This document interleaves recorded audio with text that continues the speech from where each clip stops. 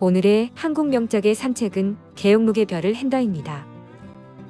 분단된 조국에 돌아온 주인공은 상상봉 꼭대기에 올라 고향의 앞바다를 보지만 높은 봉우리에 가려 고향은 보이지 않습니다. 소리라도 넘겨보내야 가슴이 시원할 것 같아 목이 찢어져라 외쳐보지만 그 소리는 어머니만 놀래키고 맙니다. 어머니의 귀에는 사람의 입에서 나오는 큰 소리가 총소리보다도 더 무섭게 들리는데 집이라고는 가만히 한 겹으로 겨우 둘러싼 단칸 초막입니다. 날씨는 날로 추워지지만 겨울에 대한 준비는 전혀 없는 답답함의 한 짓이지만 소리가 나는 곳을 찾던 어머니는 슬며시 돌아섭니다.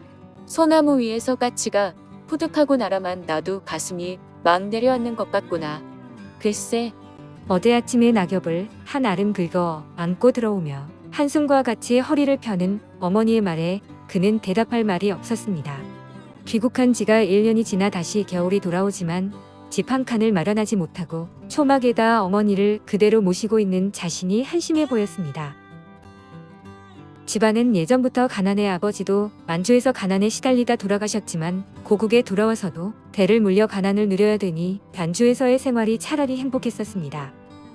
그곳에서는 노력하면 먹고 살기는 걱정이 없었고 강산도 정을 붙이니 이국 같지 않았는데 고국에서는 집 한 칸 마련도 어려웠습니다.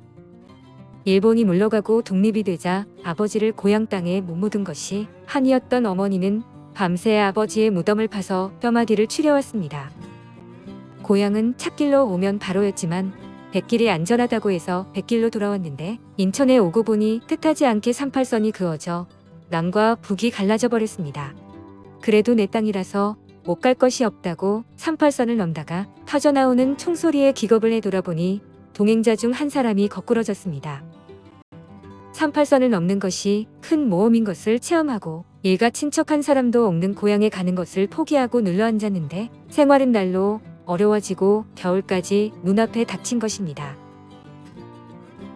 초막의 추위는 심해져 밤새도록 담요 한 겹에 쌓여 신음하는 어머니를 보니 가슴이 답답해 부질없이 봉우리에 올라 소리를 질러보니 마음이 후련하기는커녕 시장기만 더 느꼈습니다. 진국에 넘어 어떤 일본 집에 마음대로 들어와 사는 사람이 있으니 정식 수속을 밟아 내쫓고 들어가게 해준다고 오늘 오전 안으로 만나자는 친구가 있었습니다. 집이 없어 한지에서 겨울을 날 생각을 하면 마음이 쏠리다가도 있는 사람을 내쫓아니 그 사람 역시 자기 같은 운명이라 근심이 생깁니다. 본인도 처음에는 일본 집 다다미방 한 칸에 짐을 풀어 그곳에서 겨울을 났지만 수속이 없어 쫓겨난 이래 9달을 한지에서 살고 있으나 남을 몰아내고 그 집으로 들어갈 염치가 없었습니다. 그런 얌전만 피다가는 자넨 금년 겨울에 동사 안에 동사. 글쎄, 그 사람이 쫓겨나왔어도 집을 잡을 수가 있어야 말이지. 그럼 자네처럼 제 집 없으면 한디에서 겨울 날 줄 아나. 그저 별 생각 말고 눈 딱 감고 내 말만 듣게. 집이 생길 게니. 친구는 마음대로 약속을 하고 갔는데 오랫동안 사귄 친구가 아니라 만주에서 나올 때 우연히 같은 배를 타서 사귀게 된 것이 전부였습니다. 복덕방을 찾아가야 하지만 친구가 기다릴 것이라 그는 그를 거쳐가기로 마음을 먹고 약속한 남대문 시장에 오기로 향합니다. 시장에는 어른, 아이, 늙은이 색시까지 뒤섞여 물건들을 고르고 있었는데 안쪽 구석에서 잠바를 흥정하는 낯익은 그림자가 시야에 들어왔습니다. 잠바 흥정이 붙었는데 친구는 양복 위에다 잠바를 입었고 주인은 값이 맞지 않으니 어서 벗으라고 한 손으로 붙들고 당깁니다. 안 팔다니. 800원이면 제 시세인데 시세를 다 줘도 안 팔아. 이건 누굴 이약가시로 가지고 나와서? 글쎄, 그렇게 못 팔아요. 2,000원 다 줘야 돼요. 받아요. 친구는 지점 묶음을 주인 청년의 호주머니 속에 억지로 넣어주고 돌아서고 친구의 옷자락을 붙드는 그를 오히려 몰아붙이자 물러난 청년은 용기를 잃고 맙니다. 총소리 없는 전쟁으로 이 친구가 이런 용사임을 보고는 만나기조차 무서워지는데 친구가 그를 알아보고 옵니다. 나 좀 바빠 먼저 좀 갈까봐. 기다리겠기에 들렀지. 바쁘긴 내 다 아는걸. 글쎄 그래 가지곤 100만 날 돌아다녀야 집 먹었는 딸 밖에. 난 아직 아침도 못 먹고. 우리 점심 같이 하고 잠깐 집에 들려 옷 좀 갈아입고 나가세. 점심이라보다 술이었는데 실로 얼마 만에 쇠고기찜을 실컷 먹고 호암동으로 따라가니 반향식의 빨간 기와짐에 친구는 들고 온 잠바를 다다미 내던집니다. 글쎄 외투로부터 저고리, 바지 차례로 다들 팔아자시고 쪽 발가벗고들 눈이 멀뚱멀뚱하여 누워서 천장에 파리똥만 새고 있는 사람도 있대나. 하하 자네도 이런데 눈 뜨지 않으면 파리똥 새게 되네. 괜히 파리똥도 집이 있어야 하지. 난 별만 해네. 친구의 만류에도 불구하고 그는 일어서는데 친구가 옷자락을 붙들지만 뿌리치고 돌아서는 그에게 친구는 쫓아나와 중얼거립니다. 저런 반편이 태만 길러서. 낮의 거리에 나선 그는 헐럭이는 복덕방의 휘장을 보고 골목을 접어들다가 벼랑간의 총소리에 깜짝 놀랍니다. 건선이냐 파괴냐 다. 아로 새겨지는 역사의 페이지에 콤마점이라도 찍히는 것을 볼 수 있을까 해서 분주하게 살피지만 거리에는 이상이 없고 하얀 미군 구급차가 달리는 것만 보였습니다. 방 있습니까? 방 얻을 생각은 말아요. 골목을 되돌아 나오는데 어디를 가나 가을 내내 같은 대답으로 마음도 지쳤고 다리도 지쳤습니다. 젊은 놈이야 한지에서도 얼어 죽지 않겠지만 어머니는 환갑이 넘었는데 정말 이북으로 가볼까 하는 생각이 간절해집니다. 아들이 돌아오는 발자국 소리가 어머니의 귀에 들렸는지 상곡을 접어들자마자 반짝 초막에 불이 켜집니다. 아이고 집이 그렇게 힘들어 어떡호가. 큰일 났구나. 오늘은 너 들어오길 어떻게 기다렸는데. 어머니의 한숨이 전에 없이 길었는데 저녁 때 이 산의 주인인 듯한 사람이 와서 산에서 내려가라고 욕을 해대었다고 합니다. 어머니의 이야기를 듣고 어머니에게 차라리 이북으로 가는 것이 어떠냐고 합니다. 고름 가자꾼 우리도. 우선 내 아버지 빼다굴 척해어야지.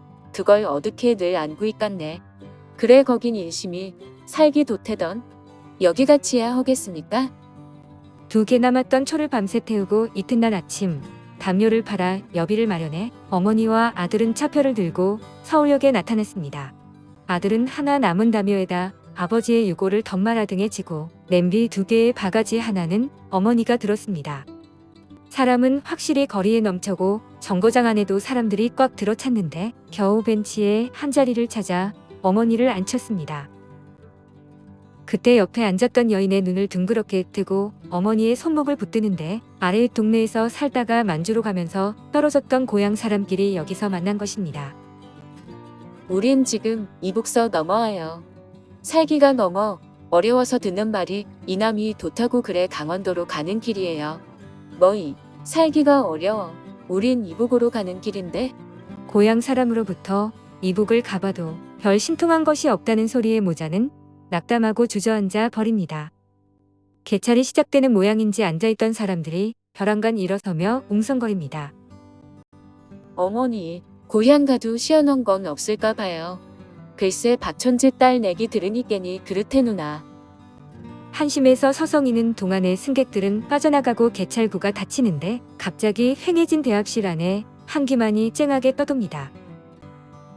개웅묵의 별을 헨다는 해방후 분단된 현실에서 기환민들의 주택난을 반영한 작품으로 당시 현실을 잘 보여주는 개웅묵 후기 단편 중 대표작인데 기존과 다르게 적극적으로 시대적 혼란상을 보여주고 있습니다. 현실에 대해 총체적인 인식에 도달하지 못하고 현실에 대한 환멸만 드러낸다는 비판도 있지만 해방 공간에 대한 성찰을 드러내고 있는 점에서 의미가 있다고 할 수 있습니다. 마지막 장면에서 월남한 가족과 월북하려는 가족들 모두 자신들의 결정에 회의를 품게 해서 개웅묵이 중간파 작가로 불리는 이유를 찾을 수 있습니다. 개웅묵은 본명이 하태웅으로 1904년 경북 선천 출생이며 삼봉국립보통학교를 졸업 후 서당에서 수학했고 희문고고를 거쳐 1928년 일본에 건너가 토요대 동양학과에서 수학했습니다. 소년지 새소리와 생장의 현상문예에 당선되었으나 본격 작품 활동은 1927년 조선문단의 소설 최서방이 당선된 이후로 인두지주, 백치하다다를 발표하면서 작가로서 지위를 확보했습니다. 1938년에 조선일보 출판부에서 근무했으며 1943년에는 일본 천황 불경죄로 2개월간 수감되기도 했습니다. 광복 직후의 좌익 문단의 대립 속에 중간적 입장을 고수하며 정비석과 함께 조선을 창간했고 1961년 현대문학의 설수집을 연재하던 중 사망했습니다. 그리움을 허물다 돌아보니 더 많은 그리움만 쌓여 있군요. 내가 정말 그대를 사랑하고 있나 봅니다. 윤보영, 사랑 쌓기.